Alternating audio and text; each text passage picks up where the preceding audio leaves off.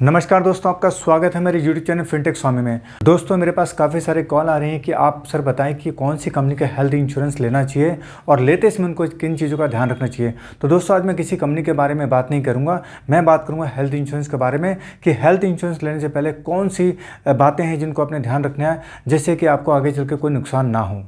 तो दोस्तों, आइए वीडियो को ज़्यादा लंबा ना करते, वीडियो की करते हैं शुरुआत।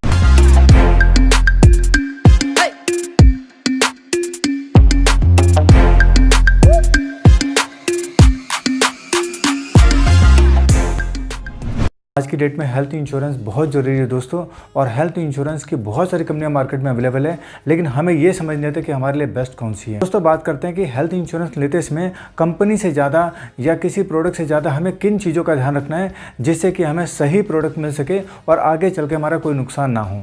तो दोस्तों, मैं 10 पॉइंट डिस्कस करूँगा, जिसके माध्यम से आपको ये समझ में आ जाएगा कि किसी भी हेल्थ इंश्योरेंस को लेने से पहले इन बातों का हमें ध्यान रखना है। और ये 10 पॉइंट अगर उस कंपनी के अंदर हमें मिलते हैं, उस प्रोडक्ट में अगर मिलते हैं, तो आप उस प्रोडक्ट को बेझिझक खरीद सकते हैं, कोई दिक्कत नहीं इसमें। तो सबसे पहला पॉइंट दोस्तों ये है कि उस कंपनी का आपने क्लेम रेशो देखना है कि क्लेम रेशो कितना परसेंट है। 90% से ऊपर क्लेम रेशो होना चाहिए दोस्तों, ये पहला पॉइंट रहेगा।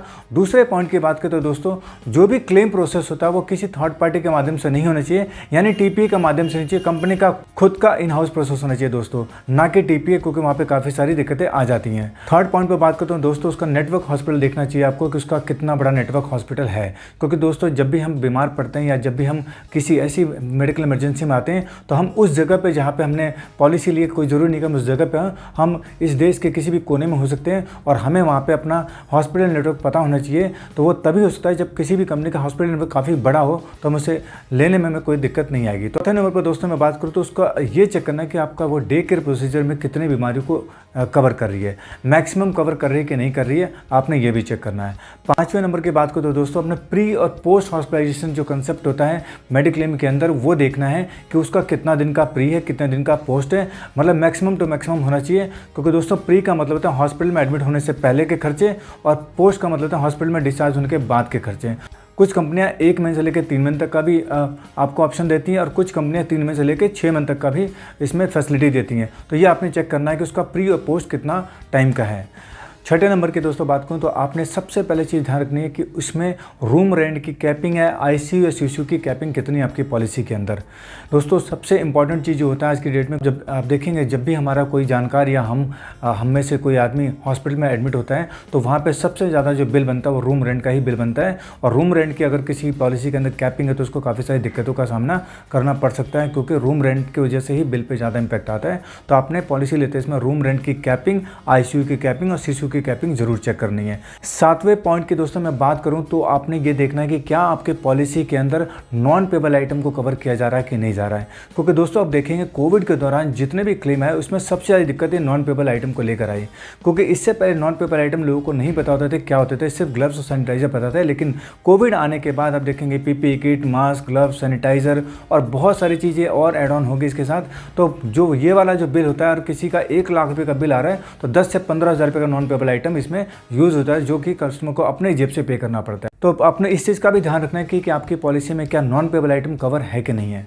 आठवें पॉइंट की बात को दोस्तों, तो आपने ये चेक करना है कि आपकी पॉलिसी में कोई क्लेम बेस्ड लोडिंग तो नहीं है, यानी कि कल को क्लेम आने पे कोई कंपनी यहाँ पे लोडिंग तो नहीं लगाएगी, और दूसरा कोई एंट्री एज पे लोडिंग तो नहीं है। क्योंकि अगर ये दोनों चीज़ें उसके अंदर दोस्तों, तो आपका प्रीमियम हर साल बढ़ता हुआ नजर आएगा आपको। 90 पॉइंट की दोस्तों बात करूँ तो हमने ये चेक करना है कि हमारी पॉलिसी में अगर कोई क्लेम नहीं आता तो कंपनी हमें नो क्लेम बोनस कितना दे रही है। तो दोस्तों, अलग अलग कंपनियों के अलग अलग नो क्लेम बोनस हो सकता है, लेकिन मिनिमम की बात करूँ तो 10% था, और मैक्सिमम की बात करूँ तो 50 से 60% मैक्सिमम नो क्लेम बोनस मिलता है। तो ये आपने चेक करना है कि आपकी पॉलिसी लेते इसमें उसमें मिनिमम और मैक्सिमम नो क्लेम बोनस की लिमिट क्या है। आखिरी पॉइंट की मैं बात करूँ तो उसको बोलते हैं रीस्टोर बेनिफिट। दोस्तों, रीस्टोर बेनिफिट भी कह सकते हैं इसको, हम रिचार्ज बेनिफिट भी कह सकते हैं। दोस्तों, ये जो फीचर्स है ये तब काम करता है जब हमारी पॉलिसी की लिमिट खत्म होने वाली होती है, या हमारी पॉलिसी की लिमिट में कुछ ही अमाउंट रह जाता है। दोस्तों, ये फीचर बहुत ही ज़रूरी है आज की डेट में, क्योंकि आज की डेट में देखेंगे, और जिसके पास कम सम एश्योर्ड की पॉलिसी है, यानी 3-5 लाख रुपये की पॉलिसी है, और अगर कहीं पर ज़्यादा बिल आ गया तो उसको ये एक्स्ट्रा अमाउंट अपनी जेब से पे करना पड़ेगा। लेकिन उसके पॉलिसी में अगर रीस्टोर जैसी बेनिफिट अवेलेबल अवेलेबल है तो उसको ये अमाउंट अपनी जेब से नहीं देना होगा। तो दोस्तों ये 10 बातें थी जो आपने हेल्थ इंश्योरेंस लेते समय ध्यान रखना है, और अगर ये 10 बातें उसमें से मिलती हैं तो आप उस पॉलिसी को बिना किसी झिझक के ले सकते हैं और आपको किसी भी तरह के कोई नुकसान का सामना नहीं करना पड़ेगा, यानी कोई भी समस्या आपके जीवन में नहीं आएगी हेल्थ इंश्योरेंस को लेकर। बाकी मैं कोशिश करूँगा कि आने वाली वीडियो में मैं आपको हेल्थ इंश्योरेंस के बारे में विद कंपैरिजन के साथ बताऊं कि कौन सी कंपनी बेस्ट रहेगी हमारे लिए, और आप उसको अपने हिसाब से चूज कर सकते हैं जो भी आपको सुटेबल लगती है। दोस्तों मेरी वीडियो अगर इन्फॉर्मेटिव है तो उसको लाइक और शेयर जरूर कीजिए दोस्तों, क्योंकि आपके लाइक और शेयर से ही मेरा मनोबल बढ़ता है और मुझे ताकत मिलती है कि मैं अपनी जर्नी को और आगे कैरी करूँ और आपके लिए कुछ ना कुछ नया लेकर आता रहूँ। दोस्तों इस वीडियो को देखने के लिए आप सभी लोग का बहुत बहुत धन्यवाद दोस्तों। मिलेंगे किसी अगले टॉपिक में अगले वीडियो के साथ, तब तक के लिए नमस्कार, जय हिंद, जय भारत।